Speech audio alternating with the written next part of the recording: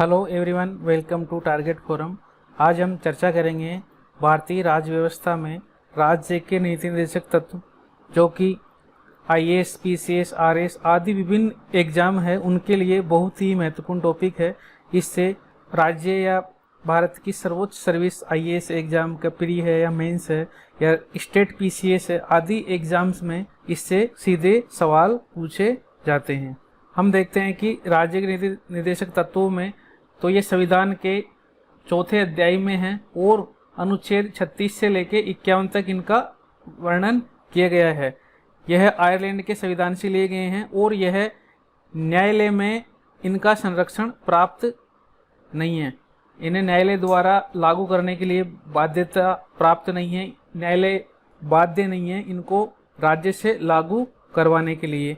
यह नागरिकों के सामाजिक, आर्थिक, नैतिक और राजनीतिक प्रगति के उद्देश्य से राज्य की व्यवस्थापिका या कार्यपालिका है उसके समक्ष इनको रखे जाते हैं, ताकि राज्य इनसे संबंधित कानून, अधिनियम, नियम बनाकर सामाजिक, आर्थिक, नैतिक और राजनीतिक न्याय प्राप्त करे। राज्य का यह कर्तव्य है। डॉक्टर भीमराव अम्बेडकर ने कहा कि हमें इन नीति निर्देशक तत्वों के माध्यम से राजनीतिक और आर्थिक प्रजातंत्र की स्थापना करनी है। केटी शाह ने कहा, इनकी तुलना, राज्य के नीति निर्देशक तत्वों की तुलना बैंक की ऐसी हुंडी से की जो जब योग्य होगी तब इसे चुकाने योग्य होगी। यानी इसका अर्थ यह है कि राज्य जब सक्षम होगा तब नीति निर्देशक तत्वों के माध्यम से जो जो उपबंध दिए गए हैं उनको व्यवहार में राज्य लागू करेगा। राज्य के जो नीति निर्देशक तत्व है इन्हें हम 5 भागों में बांटकर आज हम देखेंगे कि आर्थिक व्यवस्था से संबंधित कौन कौन से तत्व, किस प्रकार आर्थिक व्यवस्था समाज में लागू करनी है। सामाजिक सुरक्षा से संबंधित कौन कौन से तत्व है। शासन संबंधित सुधार से संबंधित कौन कौन से तत्व, किस प्रकार हम शासन को मजबूत बना सकते हैं। प्राचीन स्मारक संबंधी कौन कौन से, हमारे जो प्राचीन सांस्कृतिक सभ्यता है, स्मारक है, हम उसको किस प्रकार उनको संरक्षण प्रदान कर सकते हैं, आज हम इस पर चर्चा करेंगे। और अंतर्राष्ट्रीय शांति और सुरक्षा से संबंधित कौन कौन से निर्देशक तत्व है। हम देखते हैं सर्वप्रथम आर्थिक व्यवस्था से संबंधित निर्देशक तत्व कौन कौन से हैं। तो इसमें हम देखेंगे कि राज्य समाजवादी प्रजातंत्र राज्य की स्थापना करना। राज्य है वो समाजवादी प्रजातंत्र है, उसकी स्थापना करने का प्रयास करेगा कि किस प्रकार राज्य में समाजवाद लाया जाए। राज्य के जो सभी नागरिक है, पुरुष और महिला है, उनको जीविका के साधन प्राप्त करने का समान अधिकार प्रदान करना, यह राज्य का कर्तव्य है। भुखमरी, बेरोजगारी का अंत करना और भौतिक संपत्ति, जो राज्य की संपत्ति है, उसको इस प्रकार वितरण करना कि समाज के समस्त समाज का कल्याण हो।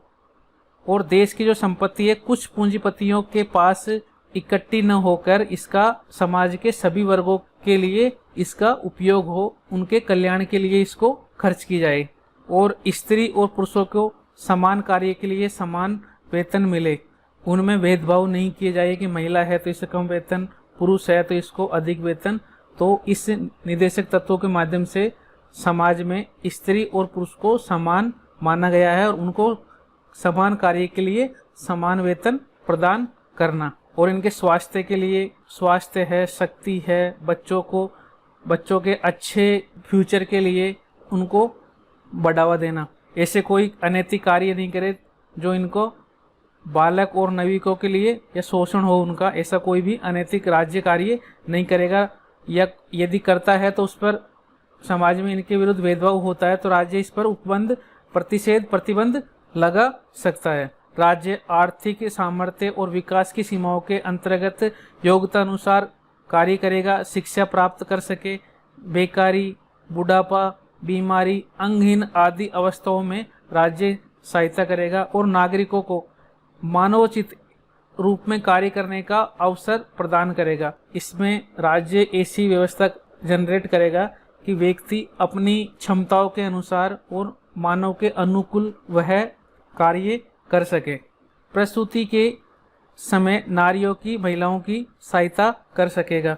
राज्य कानून तथा आर्थिक संगठनों द्वारा ऐसी परिस्थितियां उत्पन्न करेगा जिससे कि कृषि है, उद्योग है और अन्य क्षेत्र है उसमें श्रमिकों को कार्य व निर्वाह योग्य मजदूरी उन्हें मिल सके ताकि उनका जीवन स्तर ऊंचा उठ सके। अवकाश काल का पूर्ण उपभोग तथा सामाजिक और सांस्कृतिक विकास का सुअवसर प्राप्त हो सके।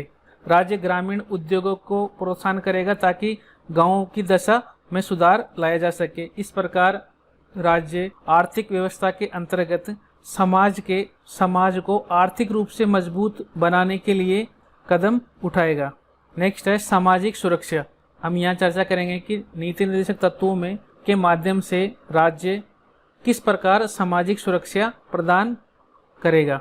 इसमें समाज के कमजोर वर्ग है उनको सुरक्षा प्रदान करना, ताकि उनका बौद्धिक विकास हो सके। समाज के कमजोर है, अनुसूचित जातियां हैं, जनजातियां हैं, उनकी शिक्षा और आर्थिक हितों का संरक्षण करना। नागरिकों के स्वास्थ्य संबंधी सुधार का प्रयास करना, उनको पौष्टिक आहार मिल सके ताकि उनका जीवन स्तर ऊपर उठ सके। हानिकारक मादक पदार्थों तथा मादक वस्तुओं को सेवन पर प्रतिबंध लगाना। यहाँ हम देखेंगे कि राज्य का ये कर्तव्य है कि समाज में हानिकारक मादक पदार्थ है जैसे अफीम, कोकीन, चरस, गांजा, शराब, तंबाकू, गुटखे आदि ऐसे मादक पदार्थ है जिस पर राज्य युक्त प्रतिबंध लगा सकता है ताकि एक स्वच्छ वातावरण का आविर्भाव हो सके और बालिकाओं के शोषण तथा अनैतिकता से रक्षा करेगा। ग्राम पंचायतों का गठन इनकी स्थापना करेगा ताकि स्वशासन की स्थापना की जा सके। गांधी जी का जो राम राज्य था, एक निम्न स्तर पर लोकतंत्र की जो स्थापना की जो उनकी विचारधारा थी उसको स्थापित की जा सके। राज्य न्यायपालिका को कार्यपालिका से पृथक करेगा ताकि निष्पक्ष न्याय प्राप्त हो सके। देश के नागरिकों के लिए एक समान व्यवहार संहिता यानी एक समान नागरिक संहिता, ताकि देश में एक ही समान कानून लागू हो जिससे समूचे देश में एक ही व्यक्तित्व कानून रहे। नेक्स्ट देखते हैं शासन संबंधी सुधार। किस प्रकार राज्य शासन संबंधी सुधार करेगा। इसके माध्यम से राज्य ग्राम पंचायतों का गठन करेगा, उन्हें शक्तियां और अधिकार दिए जाएंगे ताकि स्वशासन प्राप्त किया जा सके। गांव स्तर पर रचनात्मक कार्य ग्राम पंचायतों द्वारा किया जाएगा ताकि गांवों का विकास हो सके। राज्य न्यायपालिका तथा कार्यपालिका से पृथक करने का प्रयत्न करेगा ताकि निष्पक्ष न्याय हो सके। तो नीति निर्देशक तत्वों के माध्यम से शासन संबंधी सुधारों के रूप में हम देखेंगे कि ग्राम पंचायतों का गठन करके स्थानीय स्वशासन प्रदान करना और न्यायपालिका और कार्यपालिका को पृथक करके एक निष्पक्ष न्याय प्रदान करना। हम यह देखेंगे प्राचीन स्मारक संबंधी निर्देशक तत्व कौन कौन से हैं। तो हमारी जो प्राचीन सभ्यता है, प्राचीन स्मारक है, प्राचीन खंडर है, जो हमारे किला है, सभ्यता है और संस्कृति है, उनको उनकी रक्षा करना यह राज्य का कर्तव्य बनता है कि जो भी ऐतिहासिक महत्व के स्थापत्य कला है उनका संरक्षण प्रदान करना, उनके प्रति लोगों में भावनात्मक जुड़ाव पैदा करना, उनका सम्मान करना, यह राज्य की जिम्मेदारी है या लोगों की भी जिम्मेदारी है कि उनका सम्मान करें। संसद का यह अधिकार है कि कोई भी ऐतिहासिक या कलात्मक महत्व के कोई स्मारक है या वस्तु है उसे राष्ट्रीय महत्व का घोषित करे, उसे दूषित न होने दे, उसे नष्ट न होने दे। यदि स्थानांतरित किए गए हैं तो उसे बाहर भेजे जाने से भी उसे रक्षा करे।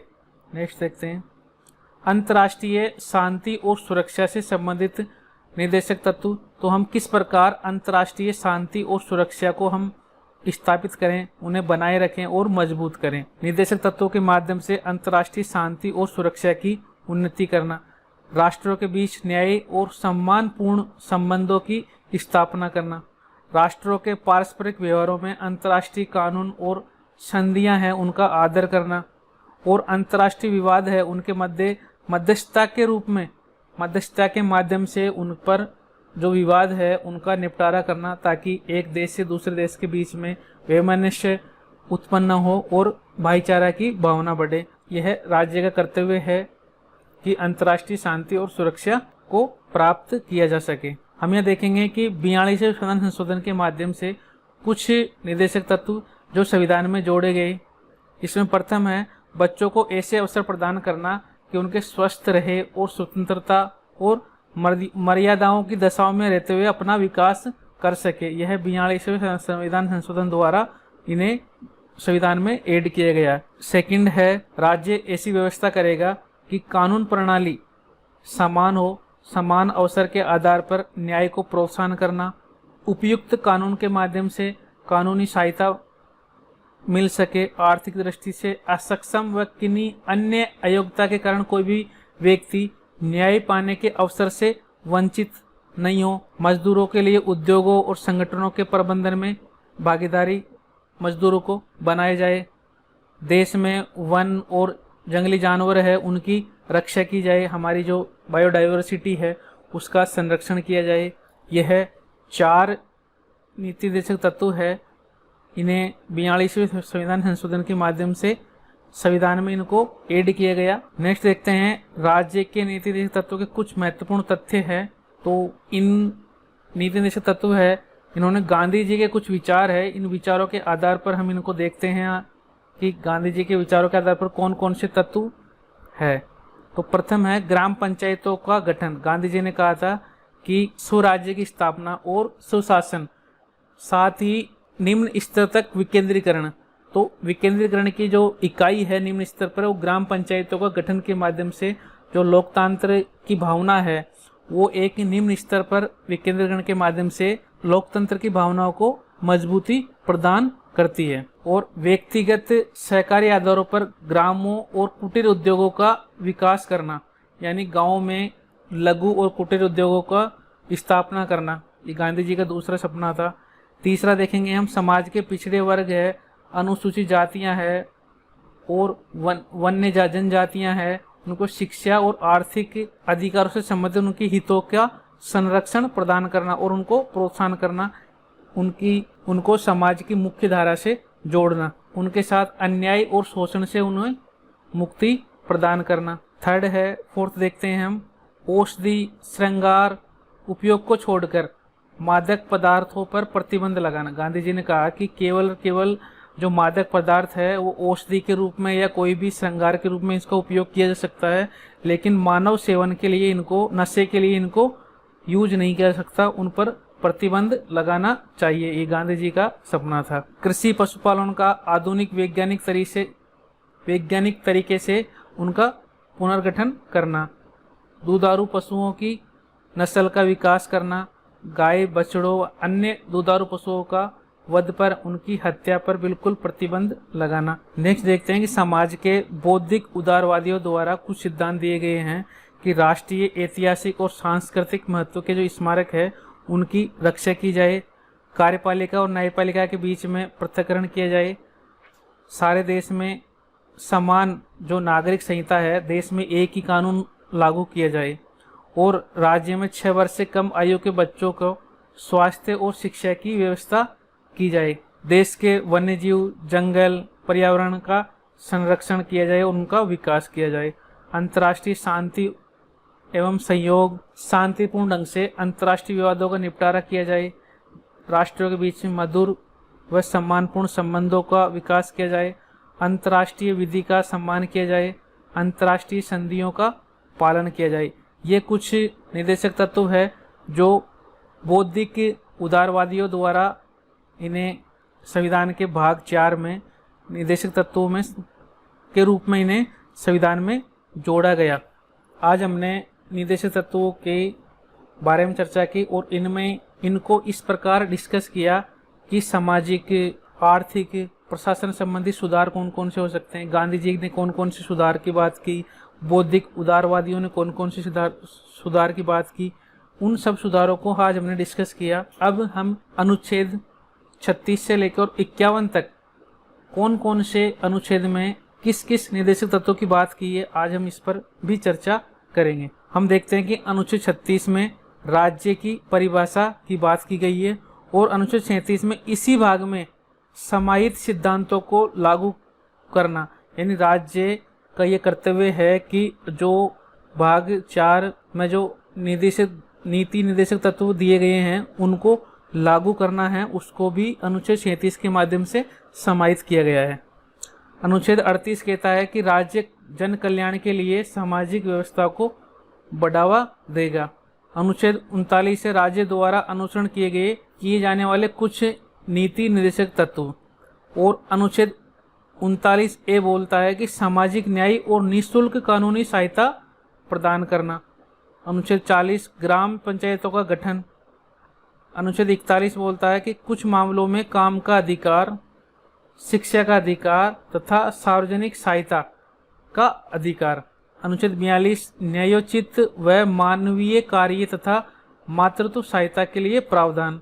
अनुच्छेद 43 कर्मचारियों को निर्वाह व वेतन।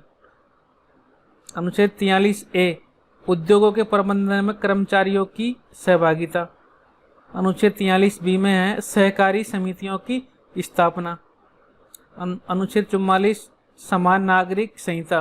अनुच्छेद 45 में है बाल पूर्व तथा 6 वर्ष से कम आयु के बच्चों को शिक्षा। अनुच्छेद 46 अनुसूचित जाति, अनुसूचित जनजाति तथा कमजोर वर्ग के शैक्षणिक तथा आर्थिक हितों को बढ़ावा देना। अनुच्छेद 47 में है पोषाहार का स्तर बढ़ाने व सुधारने तथा जन स्वास्थ्य की स्थिति को बेहतर करना। अनुच्छेद 48 कृषि व पशुपालन का विकास करना। अनुच्छेद 48A पर्यावरण संरक्षण तथा संवर्धन व वन्य जीवों की सुरक्षा करना। अनुच्छेद 48 में कहा गया पर्यावरण को संरक्षण करना और वन्य जीवों की सुरक्षा प्रदान करना। अनुच्छेद 49 में है अंतर्राष्ट्रीय महत्व के स्थानों व वस्तुओं का संरक्षण करना। अनुच्छेद 50 न्यायपालिका का कार्यपालिका से अलगाव।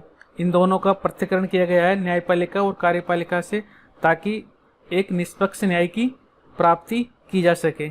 अनुच्छेद 51 है अंतर्राष्ट्रीय शांति और सुरक्षा को प्रोत्साहन करना। इस प्रकार अनुच्छेद 36 से लेकर और 51 तक नीति निर्देशक तत्वों के माध्यम से राज्य का कर्तव्य है कि समाज में सामाजिक, आर्थिक, राजनीतिक प्रगति को बढ़ावा देना। इस प्रकार आज का जो हमारा वीडियो लेक्चर है वो नीति निर्देशक तत्वों को लेकर है। नेक्स्ट वीडियो लेक्चर में हम इससे संबंधित सवालों को लेकर हाजिर होंगे। मिलते हैं नेक्स्ट वीडियो के साथ में। Okay, bye.